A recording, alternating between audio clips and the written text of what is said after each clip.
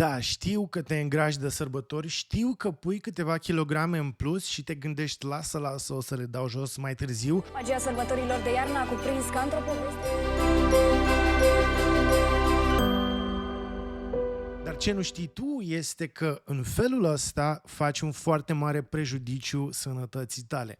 Și acum, hai să vorbim despre acest studiu și despre această metodă pe care eu o să o folosesc de aceste sărbători, care este dovedită științific, care ne ajută să nu luăm acea greutate de sărbători, ci din contra, să reversăm celelalte luări în greutate de-a lungul, să zic, întâmplate de-a lungul celorlalți ani, celorlalte sărbători, astfel încât să ieșim mai bine din sărbătorile astea și să o luăm treptat pe acest traseu al scăderii în greutate. În primul rând vreau să-ți arăt acest grafic care a analizat luarea în greutate în Statele Unite, Germania și în Japonia. Și aici, pentru fiecare regiune, există o sărbătoare în care oamenii pun în greutate.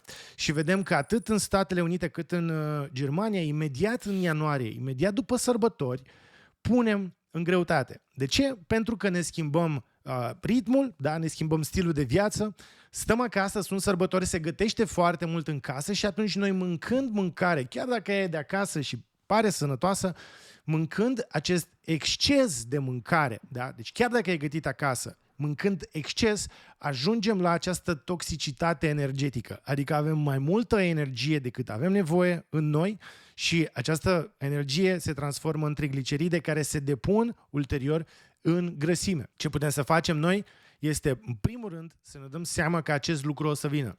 Sărbătorile o să vină, mâncarea din abundență o să vină și, cum a zis la un moment dat o vedetă pe internet, mi s-a întâmplat pizza. Deci o să ni se întâmple pizza, o să ni se întâmple sarmale, o să ni se întâmple piftie, fripturi, cozonaci, toate astea o să ni se întâmple. Ce putem să facem noi ca să mitigăm această luare în greutate, da, și toate consecințele care vin, este să urmăm un protocol.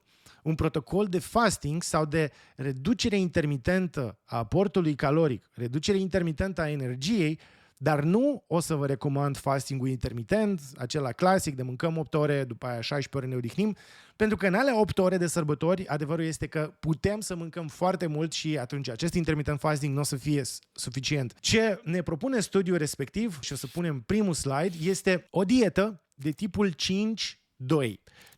5-2, clasic, este definit ca fiind un protocol în care tu mănânci 5 zile normal, nu exagerezi, nu încerci să pui la loc ceea ce ai scăpat în celelalte 2 zile. Deci 5 zile mănânci absolut normal, urmând ca 2 zile să ai o restricție calorică severă.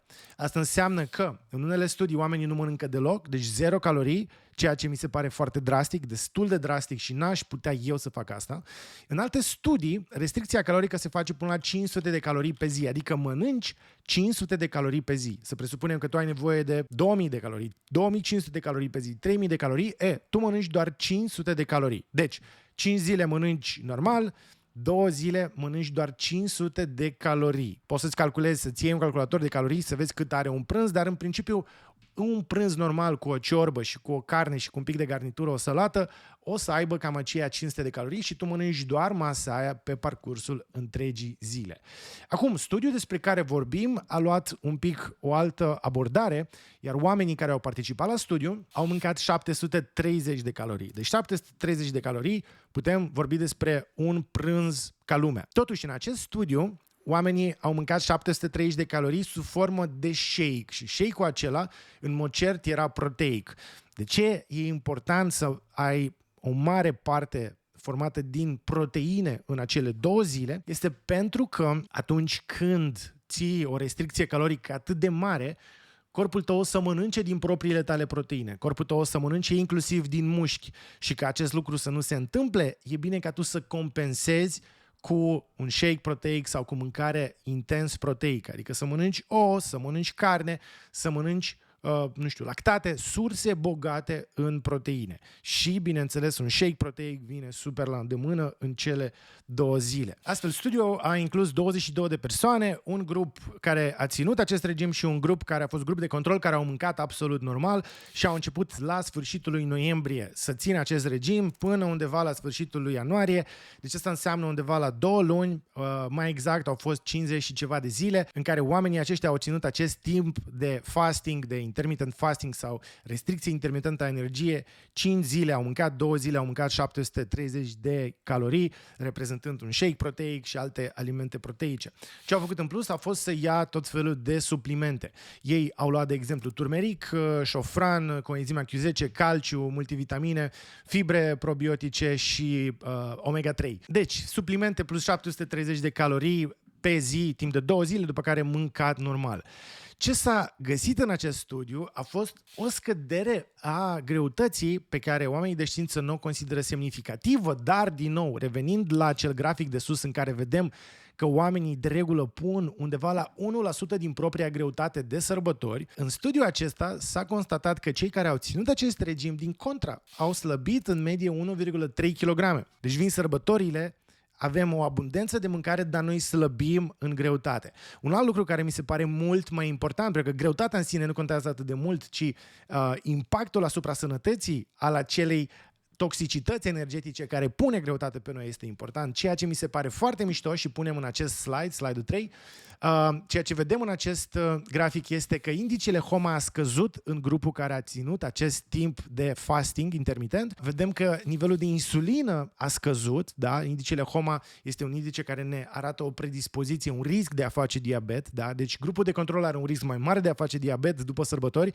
grupul care a practicat acest fasting are un risc mai mic, da? Deci scăzut, sub medie, insulina este sub medie și trigliceridele, HDL, colesterolul, din nou într-o zonă favorabilă față de grupul de control, unde vedem o creștere care nu este benefică, este nesănătoasă. Concret, oamenii care au mâncat 5 zile, normal, și după aia 2 zile au făcut această restricție, da, adică au mâncat 730 de calorii, au avut analizele îmbunătățite. Aici vedem și aderența și asta este foarte important pentru că de regulă dietele au această problemă. Aderența la regim, aderența la această rutină. Dacă dieta este prea restrictivă, de regulă oamenii nu au aderență la ea, nu o respectă. În cazul de față, aderența a fost de 98%, adică aproape de 100%. Adică toată lumea care a ținut 5/2 a reușit să țină acest 5/2. Și aici vedem o analiză a altor studii. Alte studii care au analizat acest 5/2 au avut rezultate și mai bune. Un studiu în care oamenii au mâncat după acest pattern de 5/2 a arătat o scădere în greutate de aproape 4 kg, iar alte studii merg mai departe și arată o scădere în greutate de aproape 5 kg. Iar studiul acesta pe care îl punem pe ecran ne arată, și este o meta-analiză, ne arată că acest tip de restricție intermitentă a energiei poate să te ajute să scazi între 5 și 13% din propria ta greutate. Deci, ca și concluzie, ce poți să faci ca să nu iei în greutate de sărbători este să nu pui totul în cârca acelui tu care pe 25-26 decembrie sau în ianuarie trebuie să nu mănânce,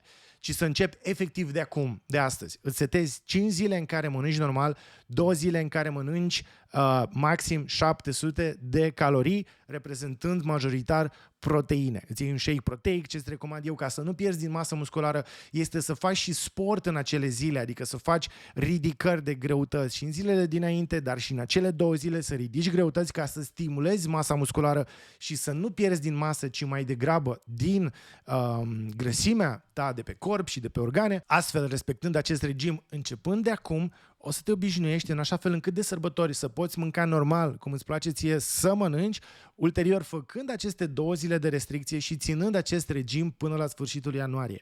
În felul ăsta o să reușești, probabil, o să ai șanse mai mari de a reuși să nu iei în greutate și din contra să scazi în greutate de sărbători și poate să te menții în acest trend. Pentru că se pare că această luare în greutate de sărbători este acel 1 kg în plus cu care corpul se obișnuiește și rămâne acolo. Anul viitor mai pui 1 kg în plus, anul viitor mai pui 1 kg în plus și uite așa, în 10 ani ajungi să-ți dai seama că ai 10 kg în plus și nu știi ce să faci cu ele. Ce poți să faci cu ele este să începi de acum să scazi în acea greutate, să scap de kilogramele alea în plus, fix de sărbători, fix respectând acest regim de 5/2. 5 zile mănânci normal, 2 zile ai o restricție calorică în care mănânci 700 de calorii, majoritar proteic și faci exerciții fizice ca să nu pierzi acea masă musculară. Studiile le găsiți jos în descrierea acestui material. Eu vă mulțumesc pentru atenție și dacă aveți o foame exagerată, în acest video am vorbit despre motivele pentru care îți este mereu foame. Încearcă să rezolvi aceste motive în alea 5 zile în care mănânci normal ca să nu exagerezi. Oameni buni, aveți grijă de voi și faceți alegeri corecte. Pe curând!